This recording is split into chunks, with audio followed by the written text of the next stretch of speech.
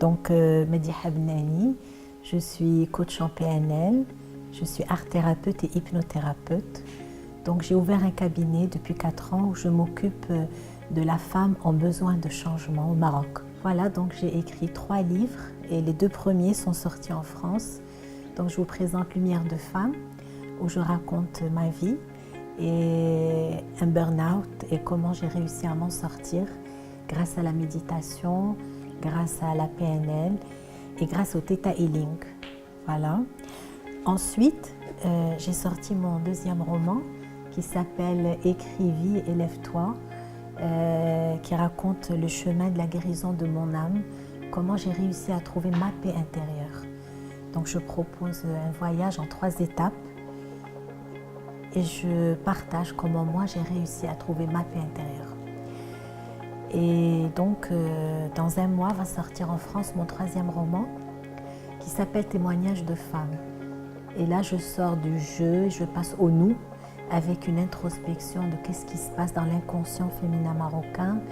Voilà les problèmes qui reviennent souvent dans mon cabinet, de quoi se plaignent les femmes. Voilà, l'estime de soi, la confiance, l'angoisse, les changements de vie, les peurs. Donc dans mon cabinet, nous travaillons beaucoup sur les peurs inconscientes, la guérison dans tous les sens. Ouais. Alors ce soir, je vais raconter ma vie, mon parcours. Donc j'ai l'habitude de présenter mes romans, j'ai voyagé à travers le monde, je les ai présentés au Japon, au Canada, en Indonésie, en France et dans plusieurs villes au Maroc aussi. Donc je raconte ma vie avec un passé douloureux, comment j'ai réussi à m'en sortir et j'en ai fait ma mission de vie. Aujourd'hui, comme j'ai guéri, je tends ma main pour d'autres femmes qui ont envie de changer de vie, de guérir, parce que moi je suis dans la certitude que la guérison est possible et le changement est possible. Donc aujourd'hui je m'occupe d'autres femmes et voilà, donc j'ai avec moi plusieurs outils d'intervention. J'ai plus de 40 diplômes dans le développement personnel. Moi, je n'ai pas eu mon bac parce que je suis née dans une famille bourgeoise, facile, avec la croyance une femme doit se marier à 18 ans. Elle n'a pas besoin de faire d'études. Donc, je me suis mariée, mes sœurs aussi. Avec, voilà, mon père nous disait, c'est chacun sa chance. Et donc, j'ai vécu de la violence dans mon premier mariage et dans mon 2e mariage. Et donc, à 40 ans, je suis en clinique psychiatrique et mon psychiatre me dit, vous savez, en France, il y a une femme qui meurt tous les 3 jours sous la violence de son homme. Donc, qu'est-ce que vous attendez pour sauver votre vie? Et c'est là où je me suis posé les bonnes questions. Je me suis dit, voilà, j'ai une famille qui me donne beaucoup d'argent. Je suis divorcée, on m'a pris mes enfants parce qu'au Maroc, la loi n'avait pas encore changé. Je suis en clinique psychiatrique, donc il y a quelque chose qui ne va pas chez moi. Qu'est-ce qui se passe chez moi?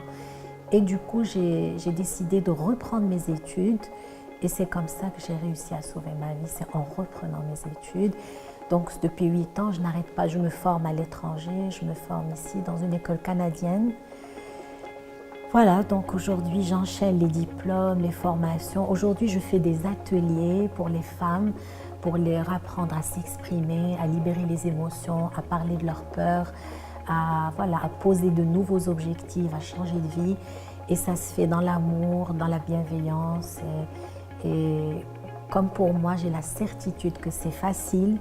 Donc j'envoie cette énergie que c'est facile, une énergie, je suis devenue un vaporisateur d'amour et d'espoir pour les femmes. Ce projet Femmes et Inspiration, quand Tania m'a appelée, j'étais tout de suite emballée, rencontrer des femmes inspirantes qui venaient de Paris et parler de mon expérience et partager.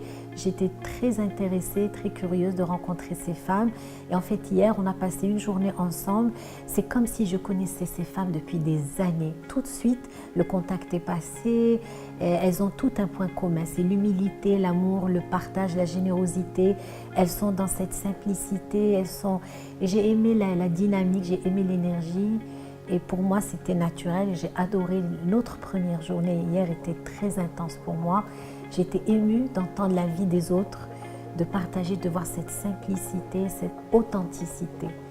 Donc aujourd'hui, je vais intervenir et voilà, je suis contente de vous avoir connu parce que c'est bien de faire des choses ensemble pour la femme. Le combat de la femme, c'est quelque chose d'universel. Ce n'est pas qu'au Maroc que la femme se bat pour sa place, et ses droits et sa liberté.